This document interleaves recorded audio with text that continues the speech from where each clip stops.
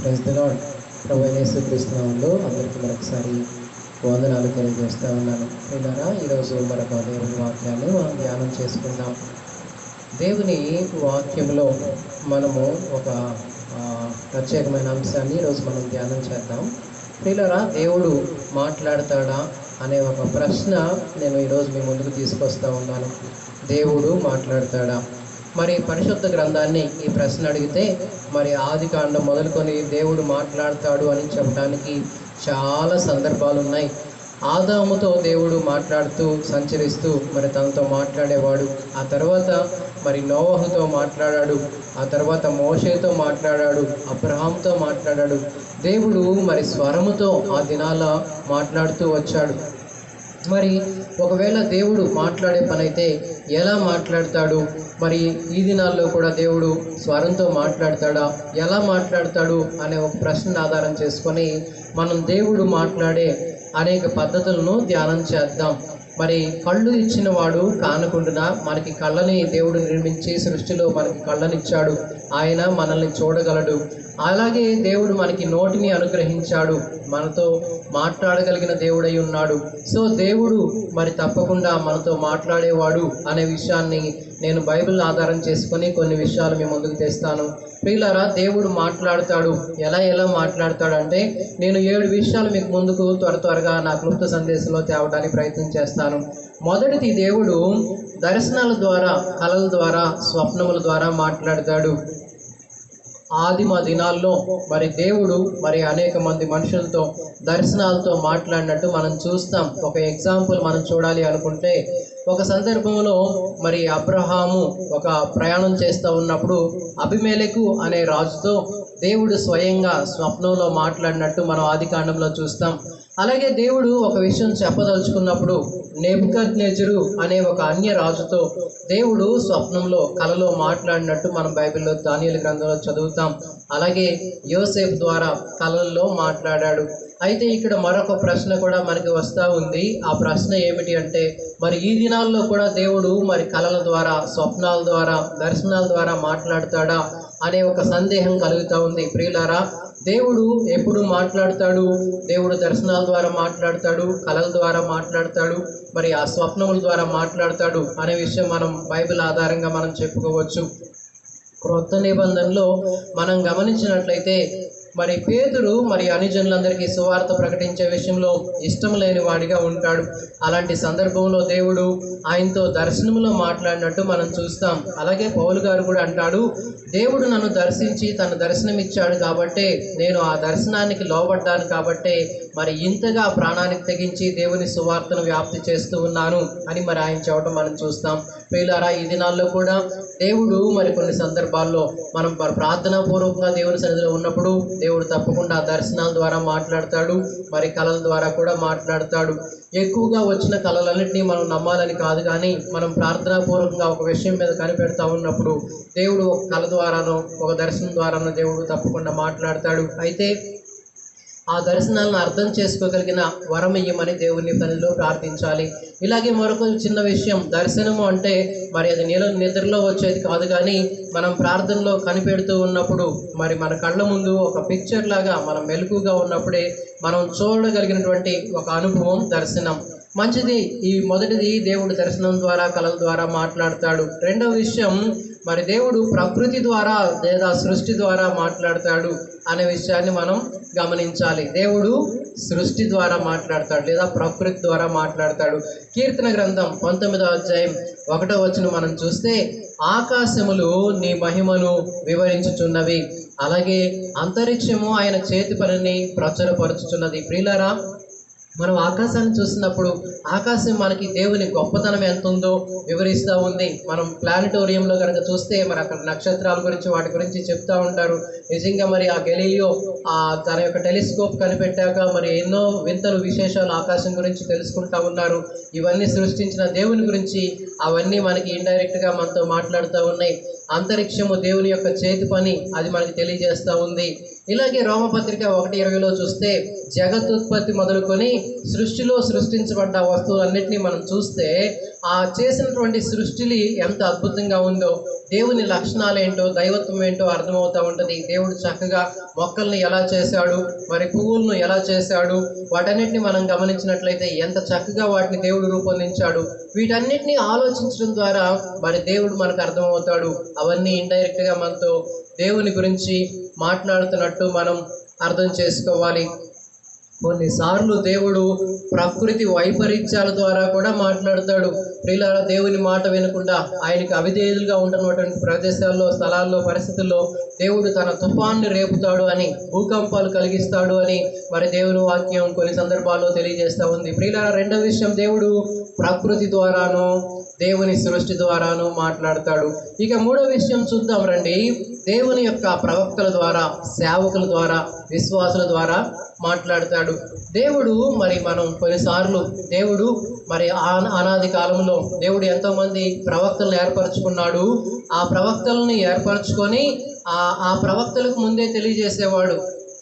ఆ ప్రవక్తలకు తెలియజేసినప్పుడు మరి ఆ ప్రవక్తలు దేవుడు ఏదైతే చెప్పాడో ఆ విషయాన్ని ప్రజలతో చెప్తూ వచ్చారు. పరిశుద్ధ గ్రంథమైన బైబిల్లో మరి ఎంతోమంది దానియేలు, యెహెజ్కేలు, మరి ఇలాంటి ప్రవక్తలు, ఇర్మియా లాంటి ప్రవక్తలు ఉన్నారు.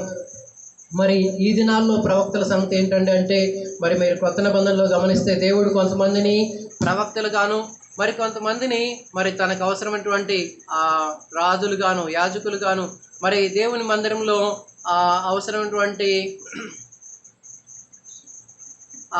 తనకి అవసరమైనటువంటి మరి అపోస్తులుగాను, కాపరులుగాను ఏర్పరచుకున్నట్టు కూడా మనం చూస్తాం. ప్రియులారా, మరి ఈ విధంగా దేవుడు ప్రవక్తల ద్వారా మాట్లాడతాడు. మరి సంఘ కాపరుల ద్వారా, దేవుని సేవకుల ద్వారా దేవుడు మాట్లాడతాడు. సో దేవుడు మాట్లాడే అనేక పద్ధతులను మనం ధ్యానం చేస్తూ ఉన్నాం. దేవుడు మాట్లాడటం ప్రవక్తల ద్వారా మాట్లాడతాడు, మరి సేవకుల ద్వారా మాట్లాడతాడు, తోటి విశ్వాసుల ద్వారా మాట్లాడతాడు.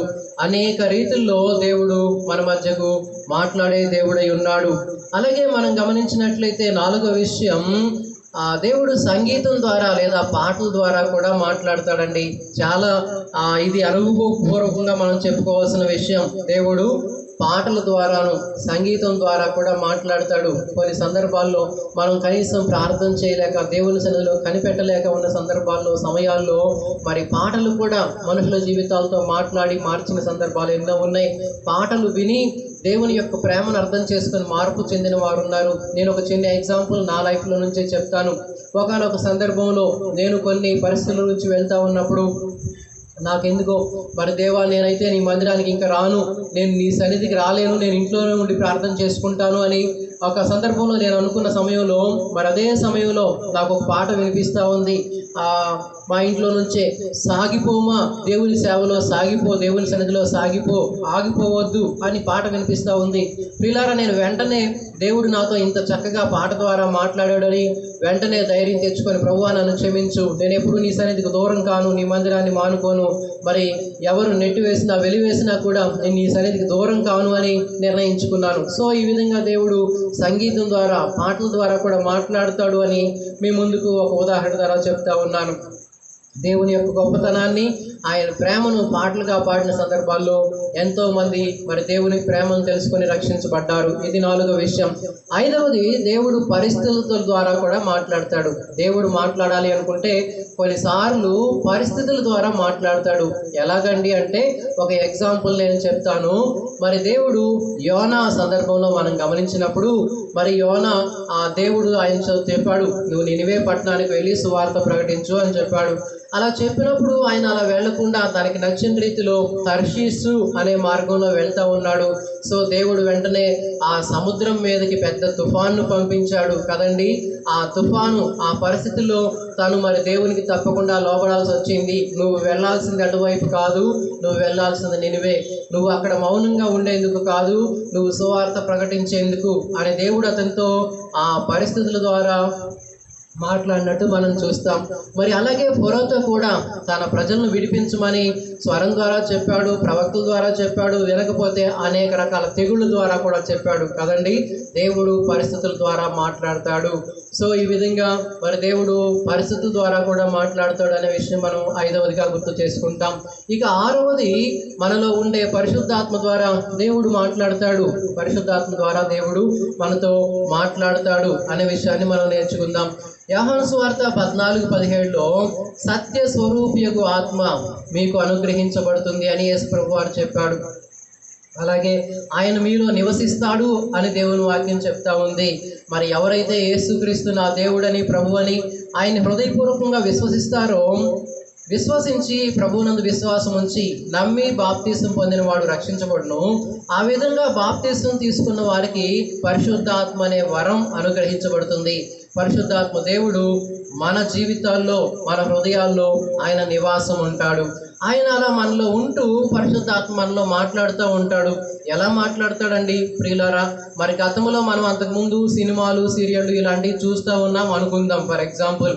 అయితే ఇప్పుడు మరి బాప్తీసం తీసుకొని మారు మనసు పొందిన ఈ అనుభవంలోకి వచ్చిన తర్వాత మరి మనం టీవీ పెట్టి సినిమానో సీరియల్లో చూడాలి అనుకున్నప్పుడు మనలో ఉన్న పరిశుద్ధాత్మ మనతో మాట్లాడుతూ ఉంటాడు.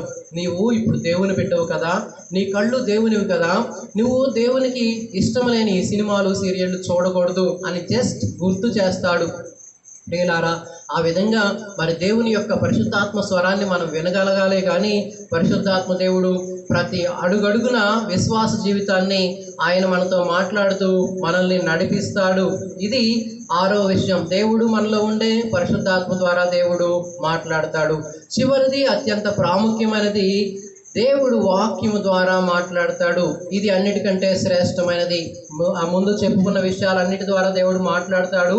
అయితే అన్నిటికి మించి దేవుడు వాక్యం ద్వారా మాట్లాడతాడు. 2వ తిమోతి పత్రిక 3వ అధ్యాయం 16వ వచనం, పరిశుద్ధాత్మ ప్రేరణతో కలిగిన లేఖనాల ద్వారా దేవుడు మాట్లాడతాడు. మనకి ప్రతి పరిస్థితికి అవసరమైన సందర్భంలో దేవుడు తప్పకుండా మాట్లాడతాడు. దేవుడే వాక్య రూపంలో ఉన్నాడు, వాక్యమే దేవుడై ఉన్నాడు. ఆ వాక్యం ద్వారా దేవుడు మనతో మాట్లాడతాడు. మనము ప్రతి ఆదివారం దేవుని సన్నిధికి వెళ్ళినప్పుడు లేదా ఏదో ఒక రీతిలో దేవుని వాక్యాన్ని వింటూ ఉన్నప్పుడు మనకున్నటువంటి పరిస్థితుల్లో ఏ సమస్యతో అయితే మనం దేవుని సన్నిధిలోకి వెళ్తామో తప్పకుండా ఆ సమస్యకి ఒక జవాబులాగా, ఒక సందేహంతో వెళ్తే ఆ సందేహానికి ఒక జవాబులాగా దేవుడు తప్పకుండా వాక్యం ద్వారా మాట్లాడతాడు. ప్రతిరోజు మనం దేవుని వాక్యాన్ని చదువుతూ ఉంటే దేవుడు మనకి రోజు అనుదిన జీవాహారం లాగా ఆయన మనతో మాట్లాడతాడు. యోహాను సువార్త 10వ అధ్యాయం 27వ వచనంలో ఇలా ఉంది కదా, నా గొర్రెలు నా స్వరము వినును. దేవుని స్వరాన్ని వినాలి. ఎలా వినగలుగుతాం? దేవుని వాక్యం ద్వారా దేవుడు మాట్లాడుతూ ఉంటాడు. మరి మనం దేవుని వాక్యాన్ని విని దాని ప్రకారం జీవించాలి. ఆత్మ చెప్పు సంగతులు చెవి గలవాడు వినుగాక. మనలో వినే ఆ చెవి దేవుడు దయచేయాలి. దేవుని వాక్యాన్ని వినే మనసు ఉండాలి. కానీ దేవుడు ఈ 7 పద్ధతుల ద్వారా మాట్లాడతాడు. మరి ఆ గతంలో మంచి పేరొందిన సేవకులు మరి ఎం దేవదాసయ్య గారు చెప్తా ఉండేవాళ్ళట, మరి ప్రార్థన చేసిన తర్వాత ఆయన కొద్దిసేపు మౌనంగా మనం దేవుని సన్నిధిలో కనిపెట్టాలి అని చెప్పేవాడంట. ఎందుకు అలాగా కనిపెట్టాలి అంటే, ఇప్పుడు ఏదైతే దేవుని సన్నిధిలో మనం ప్రార్థన చేసామో దానికి జవాబులాగా దేవుడు మనతో మరి మాట్లాడతాడు. ఆయన మన మౌన స్వరంతో మన హృదయానికి వాక్యాన్ని గుర్తు చేస్తూనో, ఒక దర్శనం ద్వారానో, ఒక స్వరం ద్వారానో ఏదో ఒక విధంగా దేవుడు మనతో మాట్లాడతాడు. మనము దేవునితో మాట్లాడేందుకు మనం ప్రార్థన ఉపయోగిస్తూ ఉన్నాం. దేవుని సన్నిధిలో కొంత సమయం మౌనంగా కనిపెట్టడం ద్వారా దేవుడు మనతో మాట్లాడతాడు అనే విషయాన్ని కూడా మనం నేర్చుకోవాలి. ప్రియులారా, ఈ విధంగా దేవుడు తప్పకుండా మనకు మాట్లాడతాడు. మానవుల్ని సందేహాల్లో వదిలేసే దేవుడు కాదు, కృంగుబాటులో వదిలేసే దేవుడు కాదు, అయోమయంలో వదిలేసే దేవుడు కాదు. మనకున్నటువంటి ప్రతి ప్రశ్నకి దేవుని వాక్యమైన బైబిల్ గ్రంథంలో జవాబులు ఉన్నాయి. మరి ఆ స్వరాన్ని మనం వినగలిగే విధంగా దేవుడు మన హృదయాన్ని, మన చెవులను తెర్చునుగాక. మొదటిగా దర్శనాల ద్వారా మాట్లాడతాడు, 2వది ప్రకృతి ద్వారా మాట్లాడతాడు, 3వది ప్రవక్తలు సేవకుల ద్వారా మాట్లాడతాడు, 4వది సంగీతం ద్వారా పాటల ద్వారా మాట్లాడతాడు, 5వది పరిస్థితుల ద్వారా మాట్లాడతాడు, మనలో ఉండే పరిశుద్ధాత్మ ద్వారా మాట్లాడతాడు, 7వది వాక్యము ద్వారా దేవుడు మాట్లాడతాడు. ఈ విధంగా దేవుడు మనతో మాట్లాడుతుండగా ఆయన మాటలకు లోబడి వాక్య ప్రకారం జీవించి మన జీవితాలను మంచిగా దేవుని యొక్క రక్షణ మార్గంలో నడిపించుకొని మరి నిత్య రాజ్యమునకు, మోక్ష రాజ్యమునకు వారసులమగునట్లు ప్రభువే మనకు సహాయం చేయునుగాక. చిన్న ప్రార్థన చేసుకుందాం. మాట్లాడే దేవా నీకు వందనాలు స్తోత్రాలు చెల్లించుకుంటున్నాం. ప్రార్థన ఆలకించువాడవు మాత్రమే కాదు, ప్రార్థనలకు జవాబిచ్చువాడవు.